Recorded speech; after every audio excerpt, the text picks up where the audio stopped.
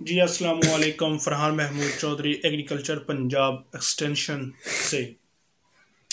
میرے دوستو، آپ پریشان ہوں گے کہ میں کبھی ڈاکٹر اور کبھی ایکسٹینشن میں ایگریکلچر ڈپارٹمنٹ میں ایک ملازم بھی ہوں اور جانوروں کا ڈاکٹر بھی ہوں۔ آج میں آپ کو ویڈیو بتاؤں گا 60 من گندم کی پیداوار لینے کا سنہری کہہ لیں، بڑا کہہ لیں، خوبصورت سا کہہ لیں، ایک تحفہ۔ یہ آپ لوگوں کے ایک تحفہ ہے۔ آپ نے کھاد استعمال کی ہے یا نہیں کی، اس سے مجھے کوئی سروکار نہیں۔ آپ نے 60 من پیداوار لینی ہے۔ مین چیز یہ ہے میرے دوستو، سب سے پہلے جب گندم کاشت کریں تو سورہ واقعہ کی پڑھ کر اپنی فصل کی کاشت سٹارٹ کر دیں۔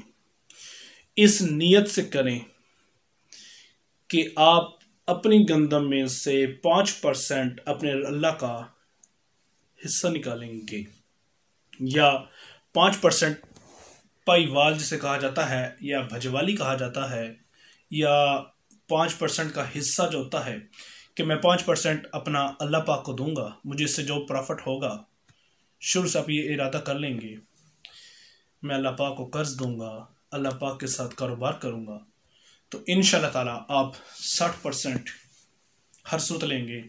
جب گندم کاشت کرنی ہے تو سورہ واقعہ کی تلاوت کریں، تلاوت کے بعد گندم کاشت کر دیں۔ میرے دوستو، جب آپ کی گندم نکل آئے، 2 3 پتوں پہ جب آپ کی گندم آ جائے، جب بھی آپ اپنی فصل کو دیکھنے جائیں، ایک چیز یاد رکھیے گا، درود ابراہیمی یا قرآن پاک کی کوئی آخری 4 سورتیں جسے چاروں کل کہا جاتا ہے، اس کی تلاوت کیا کریں۔ جب آپ کھیت میں پھر رہے ہوں، چکر لگا رہے ہوں، وٹوں پہ پھر رہے ہوں، اور کھیت کے آس پاس ہوں، یا گندم کے اندر جو بوٹیاں دیکھ رہے ہوں، آپ یہ چاروں کل پڑھتے رہیں۔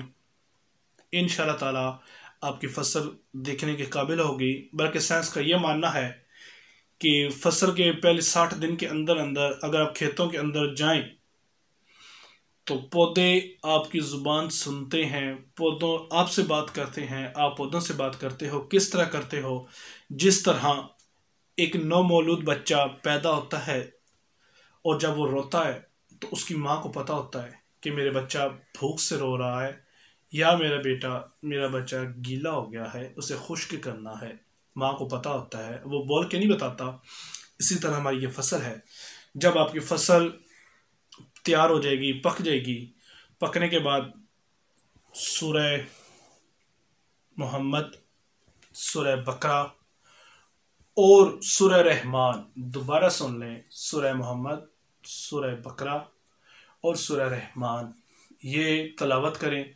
تلاوت کرنے کے بعد کٹائی شروع کر دیں، لیکن دل میں یہ ہو کہ یا اللہ، مجھ اس میں جو حصہ یا جو پیداوار میری آئے گی، جو پرافٹ آئے گا، اس میں سے میں 5% تیرے نام کا نکالوں گا، 5% تجھے قرضہ دوں گا، 5% تیرا شیئر نکالوں گا، جو بھی ہوگا وہ آپ انشاءاللہ آپ کا دیکھیں گی کہ اتنی آپ کی محنت نہیں تھی جتنا آپ نے اس سے پیداوار آپ کو ملے گی۔